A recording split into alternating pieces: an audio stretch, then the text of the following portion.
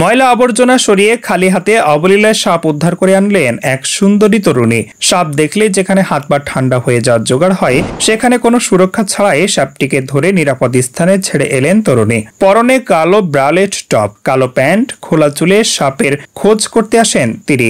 একটি নির্মীয়মান বহুতলের আবর্জনায় লুকিয়েছিল বেশ কয়েক ফুট লম্বা সাপটি। সেই ঘটনারই একটি ভিডিও প্রকাশ এসেছে সমাজ মাধ্যমে। ভিডিওটি ব্যাপকভাবে নজর কেড়েছে, ভাইরাল হয়েছে ভিডিওটি। ভাইরাল সেই ভিডিও দেখা গিয়েছে বিশালাকার একটি সাপকে মাটির নিচ থেকে টেনে বার করে আনলেন, তাও আবার খালি হাতে।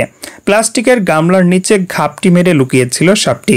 গামলা উল্টে দিতেই সাপটিকে খপ করে হাত দিয়ে ধরে ফেলেন তরুণী। ধরতে গিয়ে সাপটি তরুণীর মুখ লক্ষ্য করে ছোবল মেরে বসে। চুলে আটকে যাওয়ায় বেঁচে যান তরুণী। ভিডিওটি পোস্ট করে লেখা হয়েছে, যে সাপটিকে তরুণী ধরেছেন সেটি একটি নির্বিষ ধোড়া সাপ। এগুলি কামড়ালেও কোনো ক্ষতি হওয়ার শঙ্কা নেই, তাই ভয় না পেয়ে সাপগুলিকে উদ্ধার করে ফাঁকা মাঠে ছেড়ে দেওয়াই উচিত।